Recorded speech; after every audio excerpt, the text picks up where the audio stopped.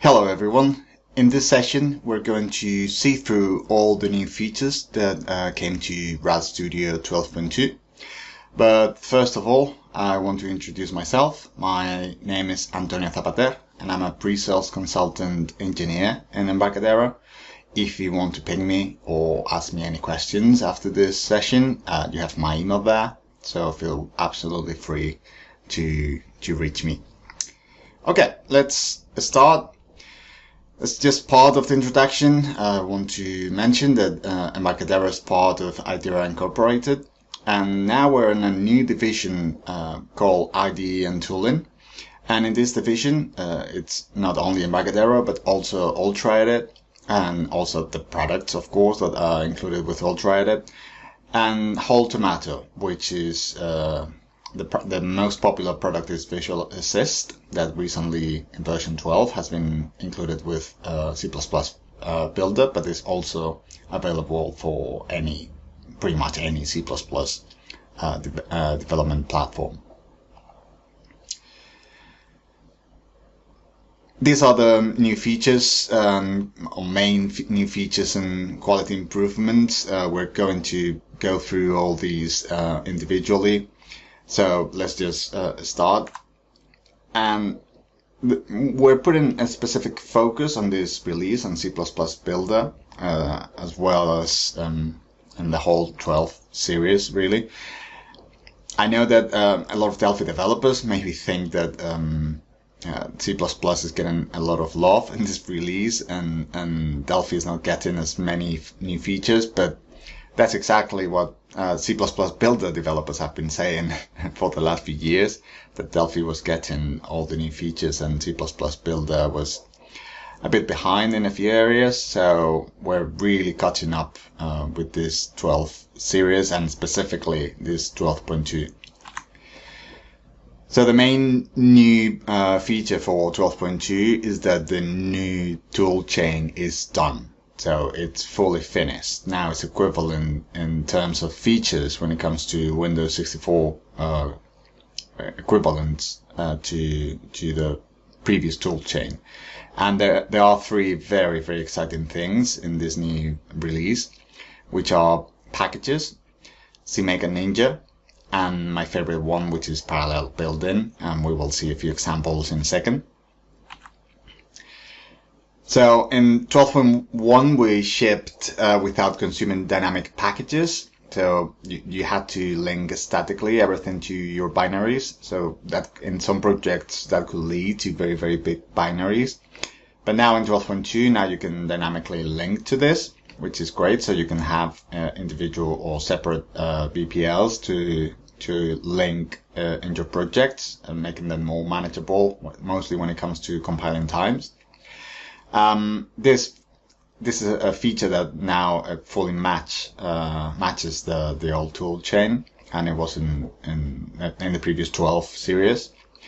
And expect a lot of C++ package documentation that is slowly coming online. Actually, a few days ago, David Millington wrote an article about CMake, so more articles to come, and also in the doc wiki. Plenty of documentation about all these new features. The second one is CMake.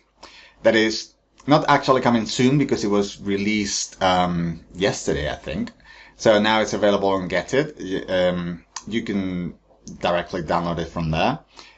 It's great for building third-party libraries, and of course supports building for VCL and FileMonkey as well. Just a quick reminder, we're talking about the new toolchain, which is Win64 Modern. The main benefit of using CMake, which is a very, very popular build tool in the C++ ecosystem, is fast compilations and easy and compatible with many C++ libraries. Actually, we're providing, in this blog post I was talking about, we're providing a bunch of demos. And there are quite a few that are very popular among C++ developers. So if you are using C++ Builder, go to our blog and search for the latest C++ blog post from David Millington. Parallel building, which has been actually very, very interesting. there's this technique called CPU saturated multi-core build, which is used with the argument jobs, and you can use it in Windows 64 bit modern. The main problem with C++ build, not builder, but C++ in general, is compile time. It's quite slow if you compare it with other languages, but of course it's worth because you end up with a binary that is super fast, and you can access to very low level libraries and APIs. So previously, before 12.2, we used Twine Compile, which was a great tool.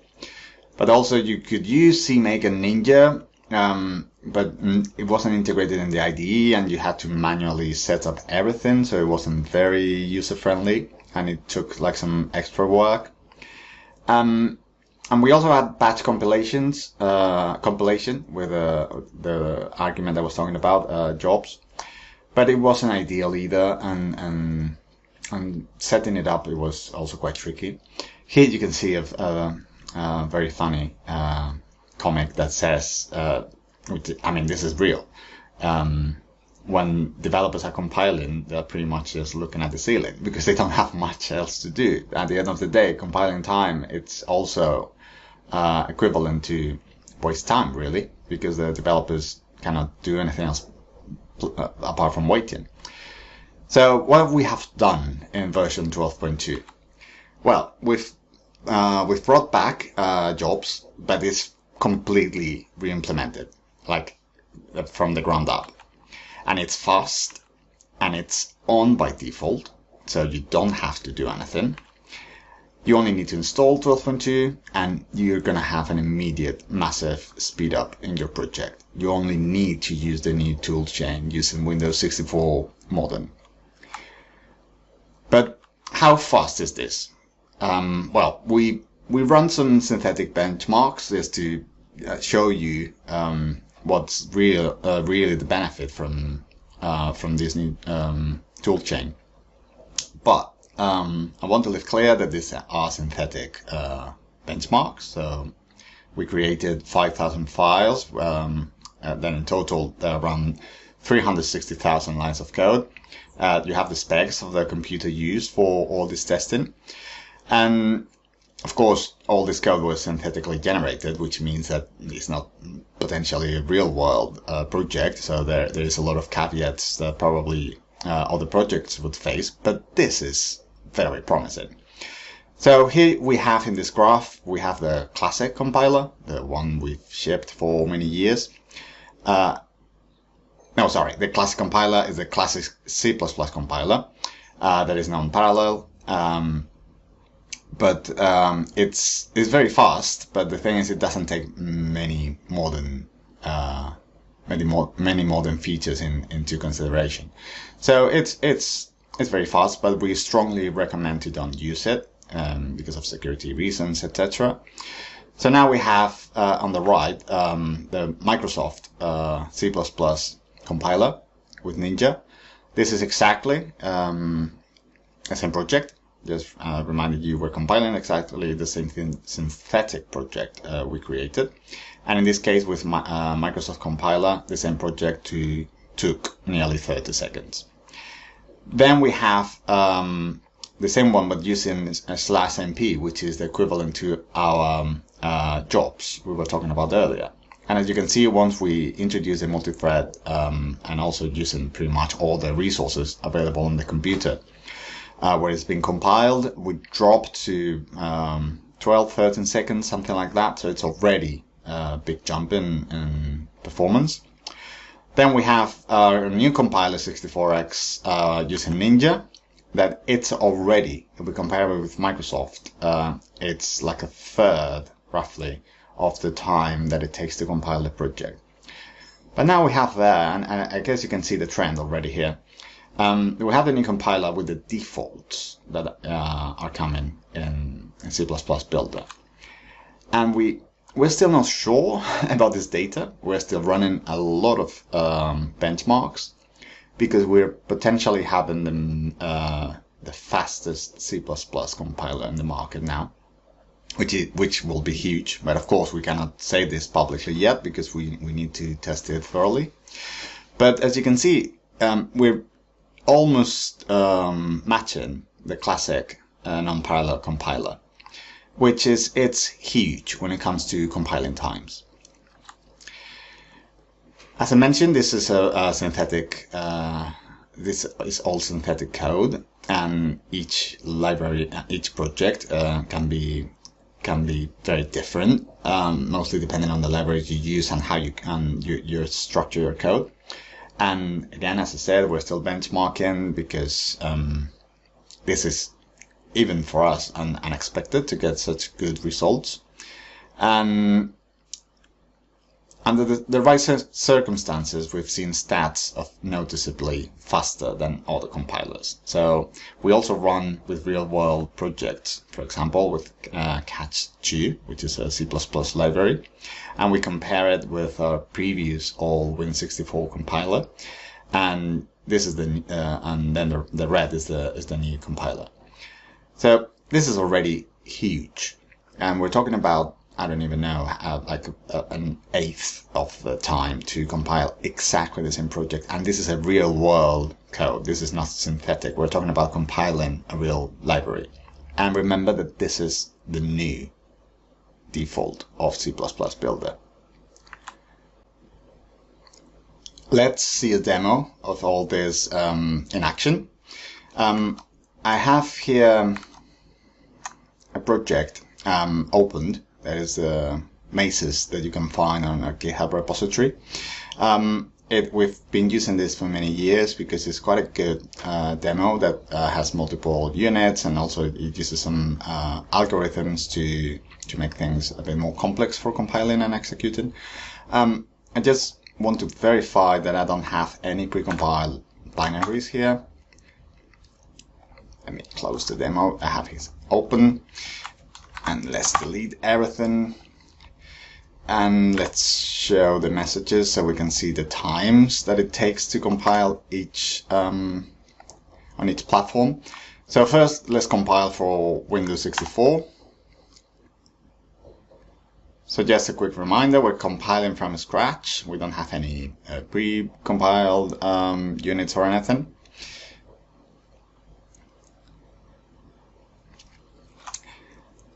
Okay, so this one took, with the previous 64-bit platform, 13 seconds. Okay, almost 14. That's fine. So now let's move this to 64-bit modern, and let's recompile.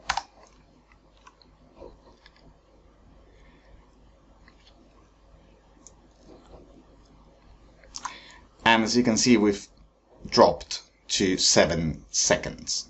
So it's 9 seconds. So we've dropped 5 seconds in a project like this. So that's a huge percentage of improvement. And also I want to leave clear that this is a very, very humble computer that I have here. It's a very basic VM when I'm running this. It has only 4 cores. And the good thing about using this new toolchain that is it scales with your computer. So if you have 32 cores, this is going to be dramatically faster, while the previous toolchain didn't leverage the hardware of your computer. So that's, with just this very basic computer, we're getting already that difference in compiling it's absolutely huge. So, as I said, if you're a C++ Builder developer, just use 12.2 and you will get it. Honestly, you don't need to do anything because it's on by default. And please upgrade from Classic. And as I just mentioned as well, it scales with your computer. So the more cores and the more RAM you have, it's gonna build even faster. Okay, let's move to Delphi now, and in this version we're providing a new 64-bit compiler. It doesn't mean that we have a new Win64 compiler. What it means is that the binary to generate the compiler itself now is 64-bit. if you want to. In case you have a very, very big project and you need, and you had like a bottleneck with the previous 32-bit compiler, now you can use the 64 and the command line. So this allowed, as I said, very large applications and to put that into just one single executable. We're providing different tools to configure this because it needs to be used outside of the IDE, because the IDE is 32-bit, so we cannot invoke a 64-bit compiler. So you need to use MSBuild for that, but we're providing some properties that you can tweak in the project to define, as you can see in that little screenshot. This is available only in Enterprise and Architect. And we're also providing a 64-bit binary for the Delphi LSP. Now the binary itself is 64-bit. And in this case, we can hook from the 32-bit IDE to a 64-bit binary because, they use a JSON RCP communication, RPC communication, so it's possible in this case. But this can be activated in the IDE because it's not activated by default. And again, it's also available for Enterprise and Architect.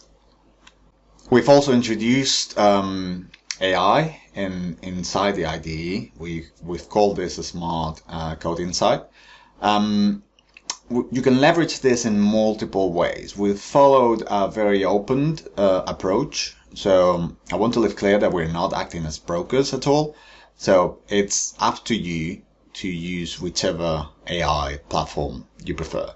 We're even providing an option to use Ollama, which is an offline solution developed by Meta. And you can run that in your own infrastructure, so you don't connect to any third-party service like OpenAI or Gemini or Claude. But if you want to use OpenAI, Gemini or Claude, we provide as well integration for all these three. We're also providing a bunch of tools and APIs to develop your own plugins if you want to. So our whole approach to AI is it's up to you. You can even disable it if you want to. It's not mandatory to use it. And again, you can choose whichever platform you're feeling more comfortable with. Because we know that there are a lot of reservations when it comes to security, privacy, etc. So we want to give you the power of you to choose. How you can use this? Everything is optional. You can find it inside the options of the IDE, and under Smart Code Insight, you will see 4 tabs where you can configure each of the platforms. You can even mix and match. So, for example, you can use for the IDE one service, and for the chat another one. And we prioritized maximum privacy. You decide if and how to use AI. The integration is non-destructive, which means that we will never touch your code. So all the suggestions, finding bugs, all the features that we integrated into the IDE, they will be shown as comments for you to analyze and decide if you want to apply them or not. Also, we provided a chat that is built into the IDE, so where you can ask questions. And again, you can have multiple services configured and decide through a drop-down menu if you want which one you want to use specifically. Let's quickly see a demo about this in action. We are still in the same project, the Mazes one.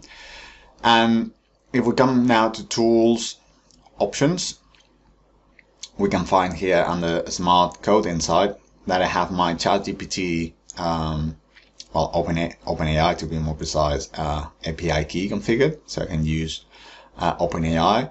But I also have Ollama. In my case, I'm using my own server that is running locally in my network, and I configured it with the model CodeLlama. In this case, it's the 7 billion token, because my computer cannot deal with more. But we are also providing a Docker image you can find in our Docker Hub account. You can pull, and it's pre-configured already to use code llama. Just to clarify that image in particular, I would recommend that just for testing purposes, because it doesn't come with GPU integration. And if you want to use large language model, I would strongly recommend you to use a GPU. In my case, I have a GPU in this machine that I'm running, so the response is fairly good. So let's see this in action. We can come here, select some code, right click, and a smart CodeInsight menu. We have multiple options. We have find bugs, displaying this code, add comment, or one I really like, which is converting from Delphi to C++, and vice versa. We also have the AI chat. So if we open the AI chat, we have this floating window that we can stack as well in any of the panels if we want to. And as I said, here we can see the services that we have pre-configured. So we can select, although I chose Llama by default, hence it's recommended automatically. And again, non-destructive addition in the IDE. I selected explain me the code, and in a few seconds I get the explanation of the code on here, so I can then see what's going on with this method in particular. As you can see, very simple but intuitive way of leveraging AI into the IDE.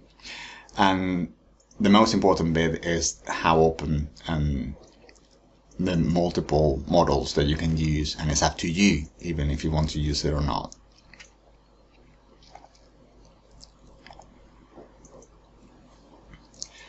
Focus mode is another new feature that is coming into the IDE. It's a natural progression that is coming from the feature introduced in 12.1 for split views. In other IDEs, you can find it as Zen mode. We call it focus mode, and leaves the IDE with only your code. It removes any other UI around the IDE. You can also have multiple side-by-side editors, so it's fully distraction-free for you to focus on what it really matters, which is your code. Again, you can activate it and define multiple behaviors of the focus mode. For example, you can see here that the screenshot of the focus mode that you can define if you want to see bookmarks or not, the right margin, etc. And to access it is as simple as right-clicking on a tab, go into focus mode, and then you end up with what we see here, which is only your code of the unit you've chosen.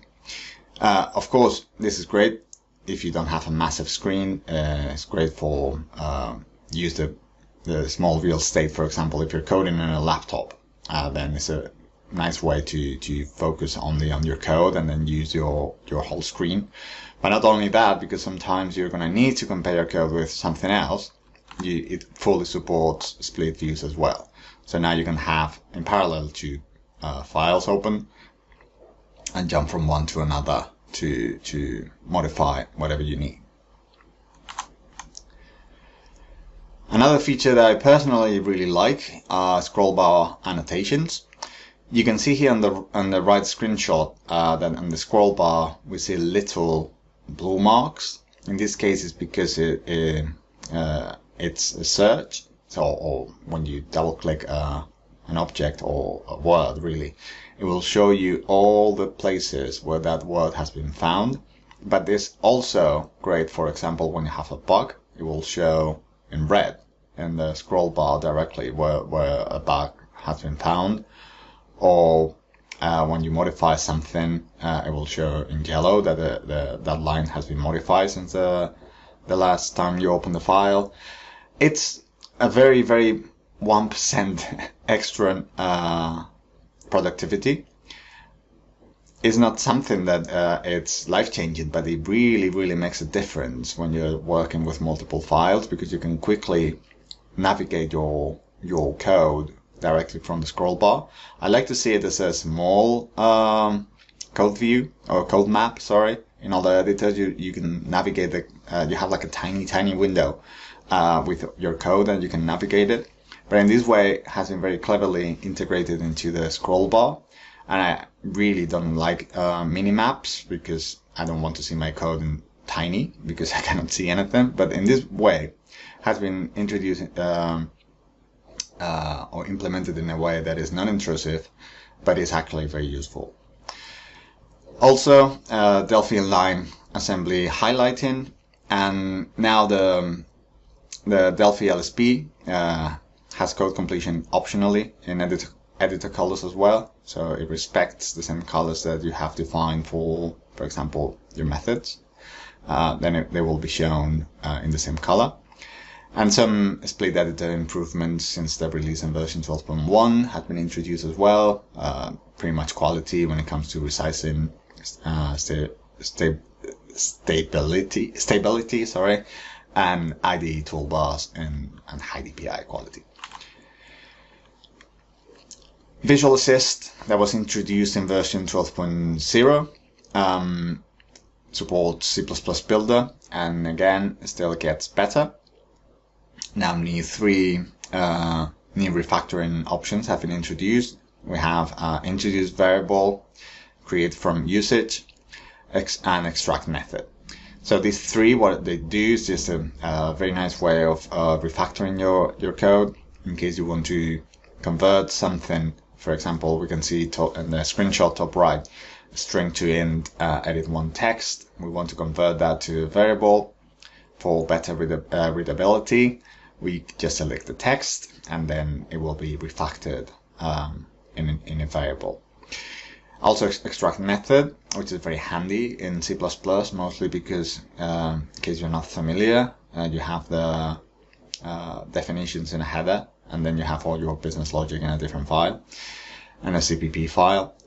So now when you extract a method, it will be, of course, you can define the name you want to assign to this chunk of code, but it will create as well automatically the definitions in the header file. And multiple quality and stability improvements in Visual Assist as well. One of the main new features in this release is WebStencils, which is a template library primarily for web development. WebStencils is a server-side script-based integration and processing of HTML files for web broker and RAD server. And because it's very front-end agnostic, you can use any JavaScript library or CSS, whichever you prefer. If you like Bootstrap, you can use Bootstrap. If you want to use jQuery, you can use jQuery. If you want to use Alpine.js, you can use Alpine.js. So it's fully front-end agnostic, and whichever library you want to use, it will support it automatically. It's powered by the data is extracted and processed by a RAD server-side application. So you can think about this as a server-side render engine that you can integrate with your Delphi application. So you can develop, for example, using WebBroker, very basic application. And also this sets a new foundation for leverage HTMX as a web development solution. In case you're not familiar with HTMX, you can see a QR code on there that you can scan and read more about it. But HTMX, let's say that benefits from server-side code generation and hook into REST servers for content update. So without coding much JavaScript, if any at all, you can get the single page application vibe, because it's very declarative and you just define what it has to do directly using hypermedia in the tag itself, in the HTML tag. So you can swap chunks of HTML directly, but we will see a demo in a bit. And actually, we're expecting to have available this very demo that you can see bottom left very soon, available for everyone in our GitHub repository. Before seeing the demo, let's quickly see how the syntax works, and it highly leverages the @ symbol. So every time you reference a keyword, you need to use the @ before the keyword. And also we use curly braces to define blocks. We can access objects. Anything with a getEnum method will work. So we can access, for example, @object.value to read data that we've passed from a Delphi application. And any word with an @ before, it will have a special processing. So this means that you can even create your own keywords and then using different events, or have an event specifically to parse or to parse keywords that haven't been detected. So you can use your own keywords to inject whichever code you want, and supports simple expressions like if, loops, etc. It's RTTI based, although not only RTTI based. We have this event handler on value I was talking about that you can use to modify or to create your own keywords. You can use objects, lists, datasets, and register those as script variables that then you can access through the template. And you can also define modules, variables using attributes. So for example, if you have a dataset, you can define an attribute on top of the dataset to define it as a variable that will be accessible from WebStencils. We will see a demo in a few seconds. The integration with WebBroker is through actions. We've provided multiple ways to hook to the actions. The most basic one is using the WebStencils processor. We provide two components that we will see in a second. We provide WebStencils processor and WebStencils engine for more advanced stuff. But if you just want to process one specific template, you can use just an action, as you can see in an example here on the right. We have a dataset. We add the variable with the name dataset to the processor, and then using the .content, it returns the output of that template, with of course the logic inside the template that we can see underneath. For example, we're doing a for each loop through the dataset, and then we generate as many anchor tags as records the dataset has. You can also use RAD server to leverage WebStencils, although the implementation is a bit different. If we have the time, we will see a demo about how to use it, but it's pretty much just a mapping layer to associate to URLs. But conceptually, it's similar to WebBroker, and you can use the processors and the engine as well. These are the main keywords you can find in WebStencils. You have @query to access HTTP parameters. So for example, the URL, URN, or in case there's any extra params coming in the URL, you can extract that as well from the @query. You can create comments with @*. You can use ifs, and also if not, as well with else in case required. For each that you can use as well to extract in the object and the list and save that in a var, or you can just look through it directly. Import, which is also a very good one, is to import a specific sub template. This is very good to keep your templates not too big, and also to reuse code around your whole website. And scaffolding, which is a bit of an advanced keyword that is used to, for example, to create a form based on for example, if you have the data set and then you want to create an input box for each field, you can use a scaffolding to generate that HTML. More keywords, layout page, which is you define your main layout with a common HTML that is going to be reused in your website, and then you can extend that layout in other templates, so you don't have to be recoding or rewriting all the template the same code for all your pages. And also that's great in case you need to modify something from your main layout. You just do it in your in one place, and then that will be cascading to the rest of the templates automatically. Render bodies to define in the main layout where the content of the page will be rendered. All this will make more sense once we see an example. Same thing with headers. Sometimes you need to inject a specific header in just for specific pages. For example, if you use a CSS library or a specific JavaScript library and you want to inject it just in not in your whole website, but only in one page, you can use extra header to do that.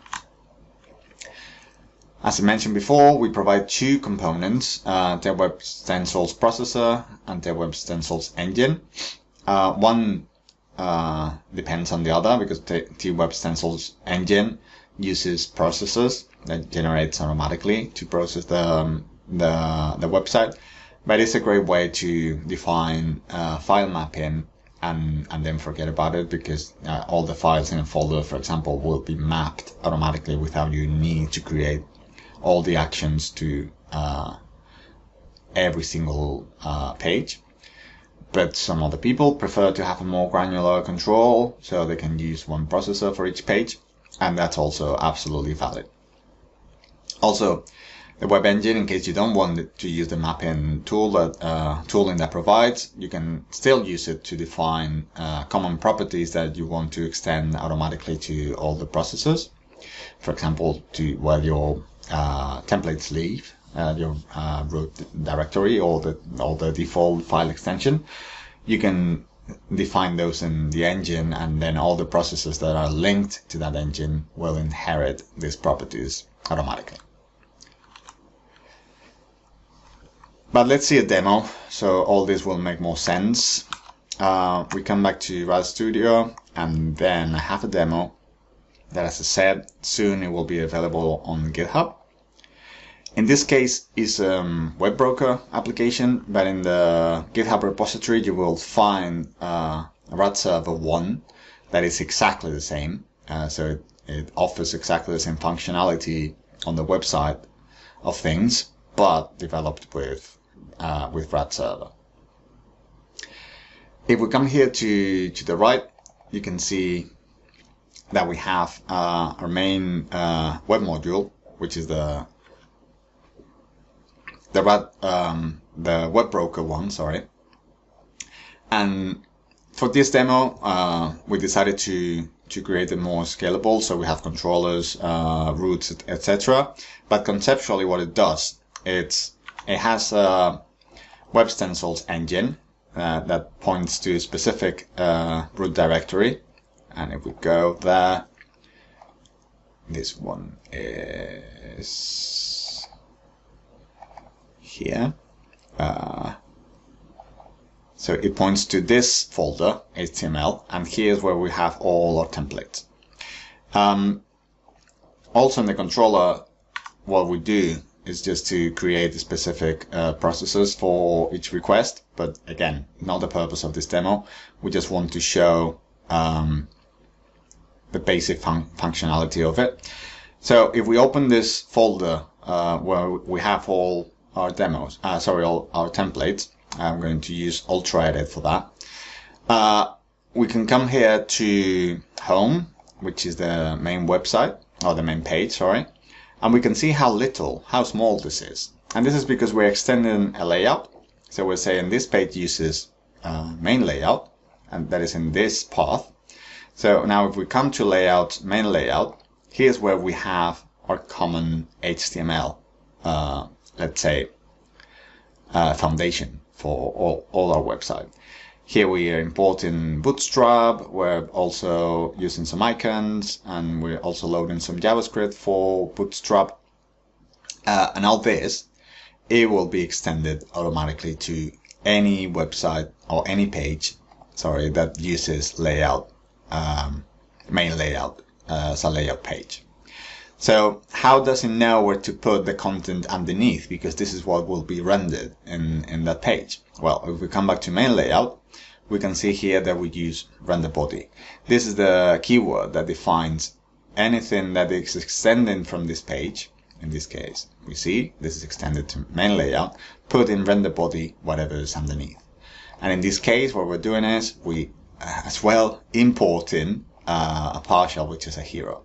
If we come to the hero, this is in partials hero. This is just this tiny chunk of code, which creates just a hero with some text, etc. But to understand this in a better way, let's compile and run the application. This creates a console application that is compatible with Windows and Linux as well. In this case, it runs automatically in port 8080. So if we come now to the browser and we access localhost 8080, this is the main page I was talking about. So this is the hero with the RAD logo, with the text, with some buttons. And if we come back now here and we check all this, hopefully it will make more sense. If we come to the main layout, we have the nav bar at the top, which uses an import as well, which is the bed with the menu. And then we have the footer. So this group of subtemplates are going to be rendered always in my website, and I will only decide what goes in the middle based on the page I'm accessing to. So it makes it very, very easy. For example, if we come back now to RAD Studio, this is done by WebStencils engine. The only thing I need to do is to point to my template and then define the mapping, which means when I'm accessing the root of the website, I want you to output home HTML, which is this one we were seeing here. So home, this is going to be our main entry point. And then we have a / file name, which means anything that maps or is found as a file defined in the HTML root directory. So we have basics, components, home, keyword, and templates are going to be mapped automatically for the WebStencils engine. I don't need to create an endpoint specifically for each of these. Same thing happens with examples. If I want to access /examples/, it will map the folder, and then I will have access to these two pages as well. So let's see this in action. Now I can go to the basics, which takes me to /basics. And as we can see, this is the file basics. And I didn't have to define any action or anything for that, because the WebStencils engine does it for me. We're not going to go through all the code because it's quite a lengthy website. But if we come now to the examples, we're going to access /examples/customers. And this demo, for example, is loading 1,000 customers directly from a FireDAG query. In this case, it's a mem table. So this is loaded dynamically on memory. But we have here 1,000 rows rendered. And as you can see, this is, if we refresh again, this is very, very fast. So we're rendering 1,000 customers in pretty much instantly. And now we come to the HTMX task demo. This is one that is to show the potential of HTMX used in a task application. This is a fully functional application. We can this is a list of tasks, and I can add a new task, and that goes automatically there. I can mark it as done. Also, of course, I can edit it, I can delete it, and all this, if you pay attention to the loading, nothing is not reloading the page. So everything has been loaded dynamically and give this SPA vibe, even though I have barely used any JavaScript thanks to HTMX. This is not an HTMX session. As I said, soon this will be available on GitHub, and then you will be able to check all the code behind this. because it's all these HX tags, sorry. But WebStencils and HTMX, they get along very, very well, because HTMX, what it does is just asks something to the server, and then the server returns a chunk of HTML. So that chunk of HTML is generated using WebStencils, and then HTMX injects it specifically in the target I define. So it's a very, very fun library, because it feels like you're an expert with JavaScript without knowing much. I'm very, very far from an expert, and we managed to create this functional application in actually quite a very short period of time. So let's come back to the slides.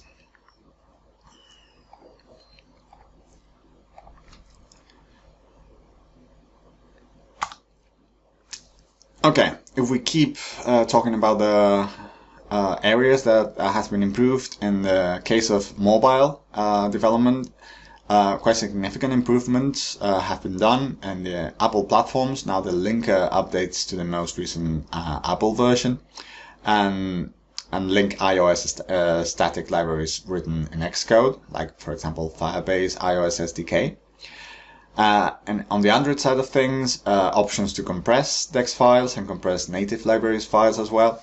And the target SDK version of the manifest file now can be configured directly in the IDE. Also import Android libraries, .aar files, and also work with the Facebook SDK for Android on Firebase Analytics.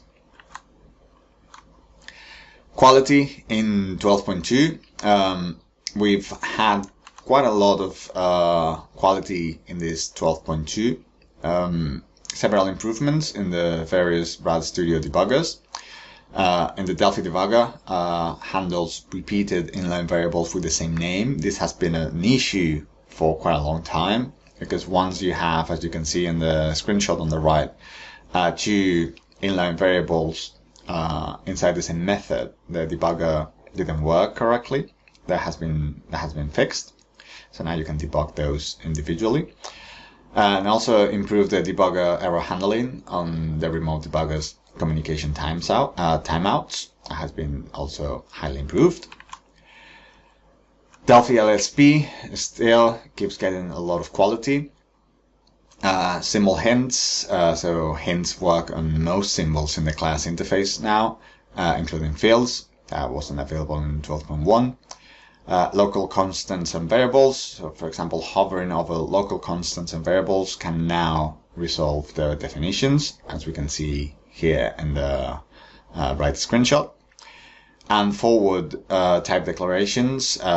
The engine now resolves this type of declarations in most of the cases. Delphi RTL, VCL, and FileMonkey quality.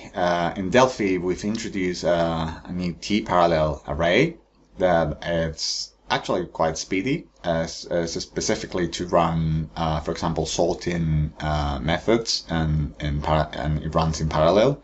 It's a multi-thread environment, and it does everything for you behind the scenes.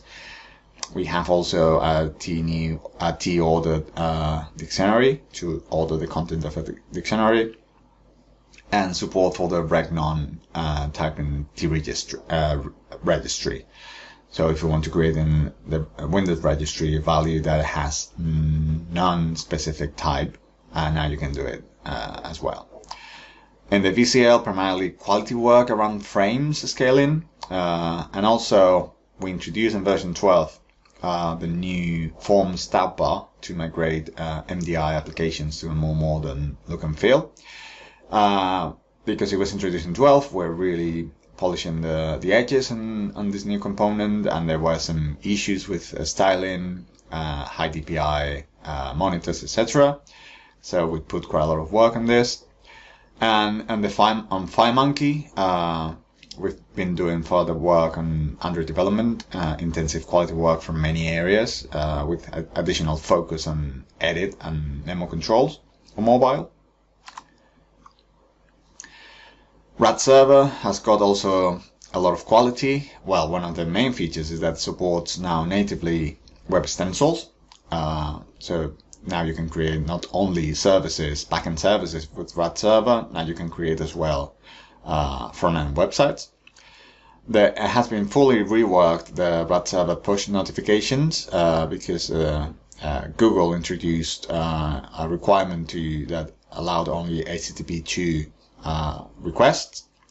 So that stopped working, and it has been fully reworked to support push notifications and Firebase APNS. Important note, if you deploy on Windows, you're going to need curl DLL. This is important to point out that it's only on the server side. So you will need a curl DLL on the server, not of course on the client.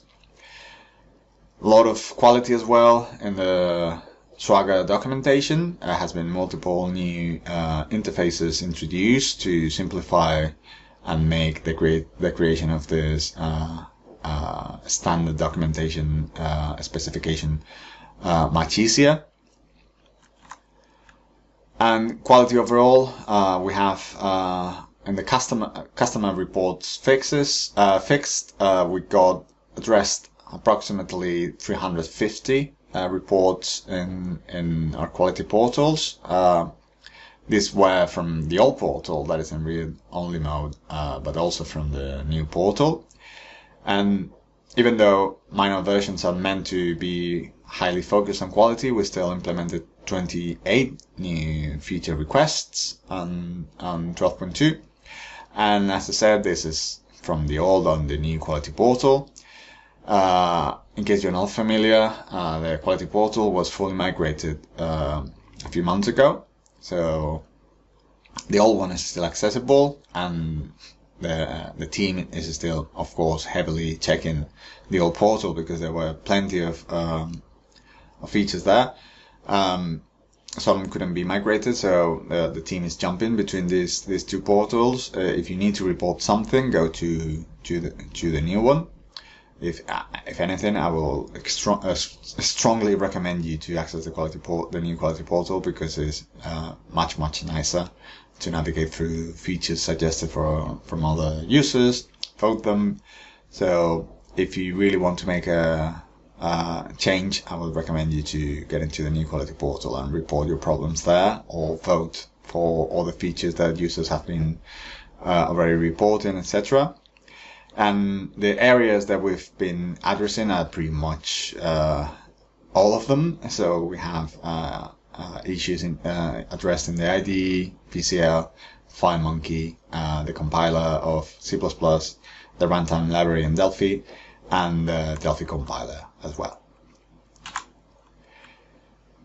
Thank you very much for watching this. I hope you found very interesting this new release. We're very excited about 12.2, and not only all the quality that and fixes that came with the release, but also the new features. Personally, very excited about WebStencils, that now we can create fully modern websites using the language we love, which is Delphi or C++. And my details, again, down there. In case you have any questions, please feel free to ping me, and I will see you in the next one. Thank you.